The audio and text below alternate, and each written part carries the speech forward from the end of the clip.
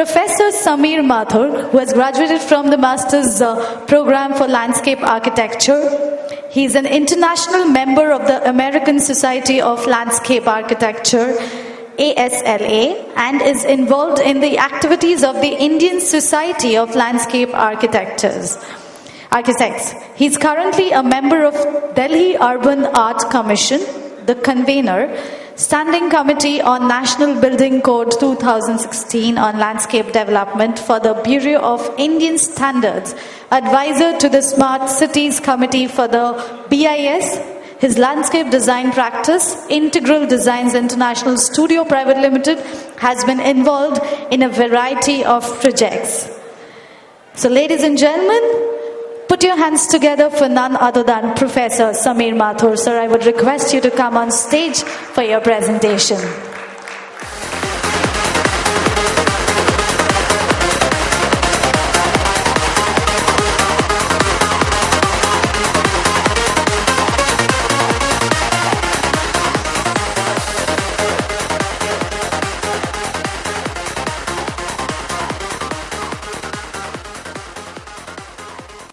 Good evening,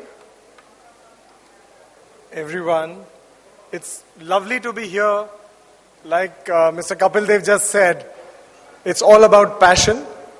And our passion is design. Our passion is making our cities better. Our passion is about architecture, engineering. And we actually live this day in and day out. And fortunately for us, we don't retire. We take it to the grave. So, I am going to show you 3-4 different things.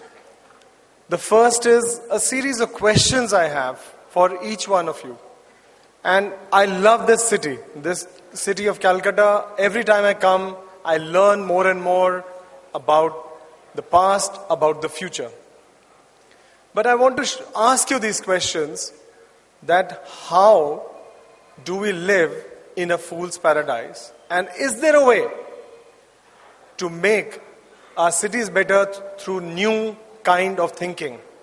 And new kind of thinking means that people have to engage with problems that are left to other people. So you have to collaborate with a larger team of people.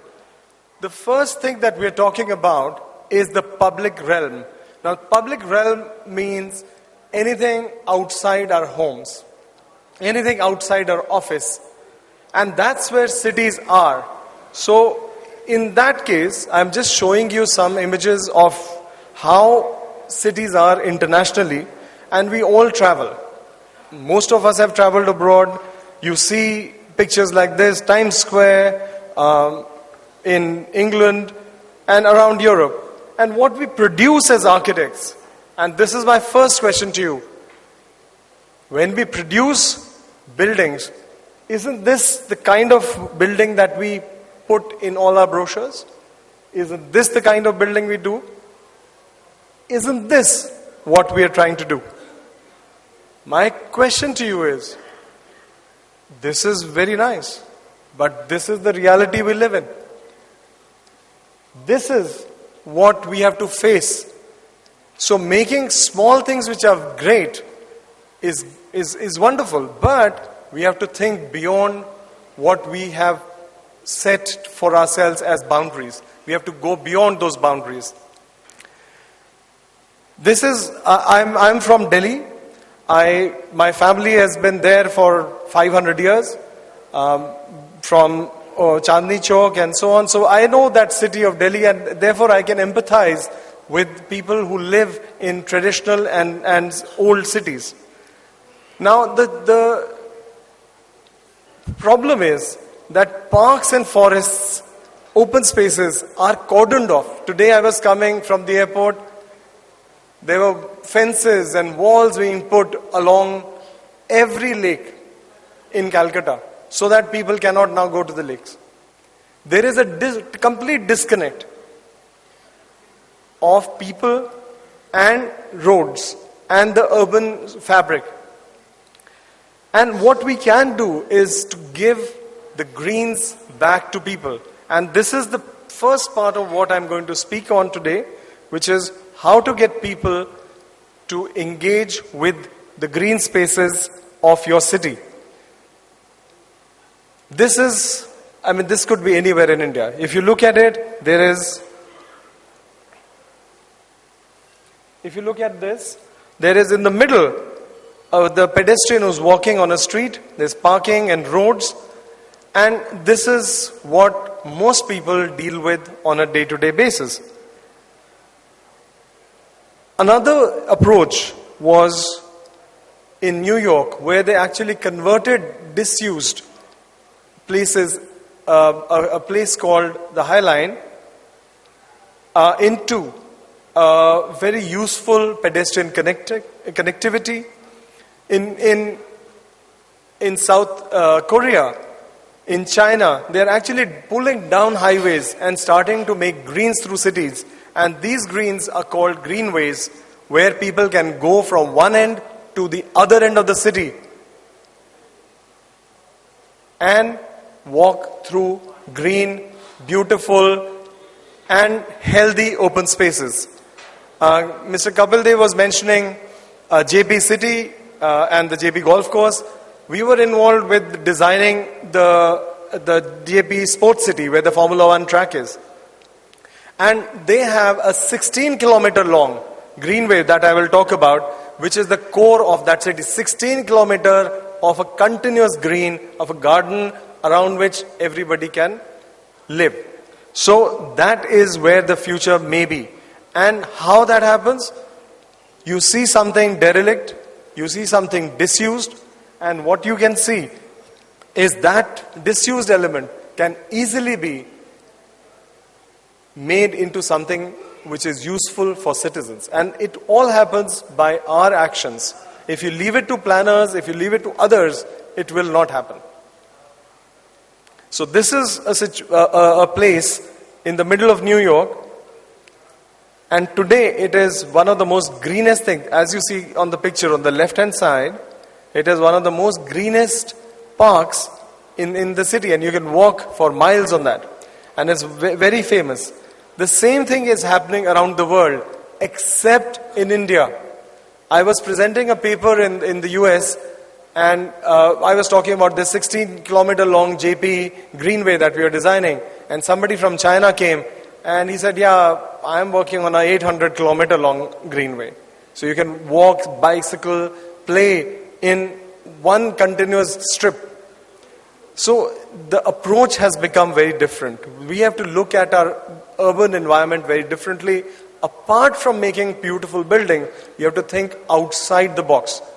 Health, wealth comes from thinking outside as well as thinking of inside. So your body is good, you develop that, but you have to have the environment to be able to do something about it.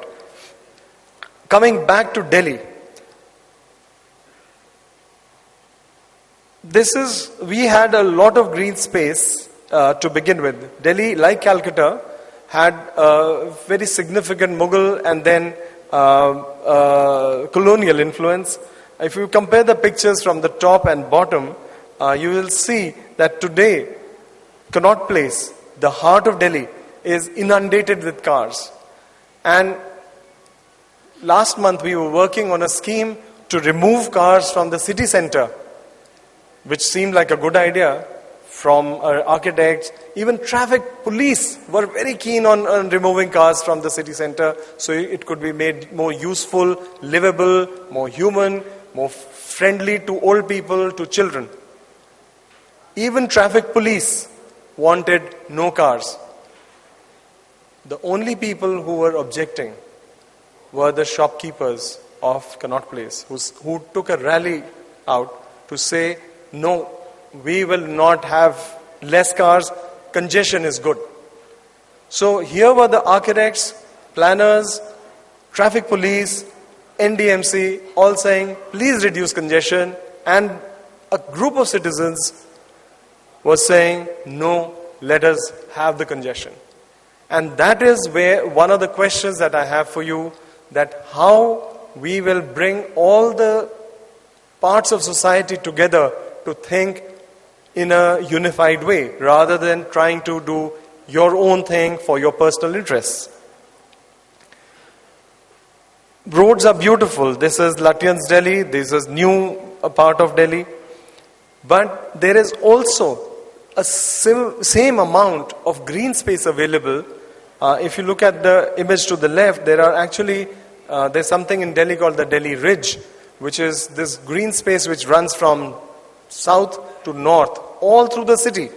And we identified one space which joined two historical monuments, Tughlakabad Fort to Siri Fort, and you could walk for about 14 kilometers from one to the other. Everything is in place. The trees are there, greens are there,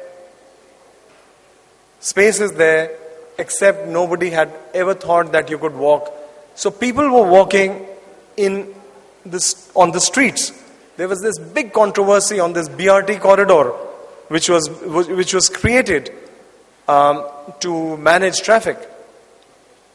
We had the choice, and we proved that we don't have to live like this. This is not the future. The future has to be better than what this is. So what we started looking at is how to connect pedestrians from one to the other in a safe environment. A single woman should be able to walk there without fear. And therefore, there were multiple issues of ownership, of design, lighting, safety, policing, which needed to be looked at. And also simple things like if there is a subway, how do we connect it to other places? And we were able to prove to the government that it is possible to do this. Now, who's we? I represent something called the Delhi Urban Art Commission. And Delhi Urban Art Commission is the apex body for sanctioning all large-scale projects in Delhi. So, all departments, all municipal authorities come to us, they give us the plans and we say yes, no, based upon a lot of requirements about aesthetics, about functional things. So, DUAC also has a mandate through its Act of Parliament to take up suo motu projects, which is what this was. And this is now with the Ministry of Urban Development, and hopefully funding will be there so that people are able to walk in a different environment, in a new way of thinking,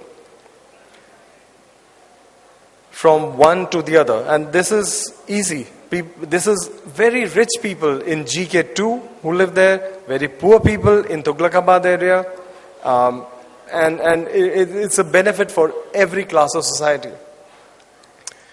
Another thing that we looked at was Shahjahanabad. Now, Shahjahanabad is another name for Old Delhi. Old Delhi is where the Red Fort is, Chandni Chowk. Everybody knows Chandni Chowk in Delhi. And Delhi started as a very interestingly planned city, very much like Calcutta did. Now, over time, there are things that attract people. In Old Delhi, Mr. Kapil Dev is also from Delhi now, but the only thing that he would go to Old Delhi for is to eat at some nice place, some interesting place. That's what people do. So, apart from the history and education, what we were looking at is how to find where people go and how to get people to walk from one place to the other without cars, so that we reduce cars and we have more and more significant places that are connected. So we actually identified each and every market and also looked at different festivals that, okay, in Eid, this area is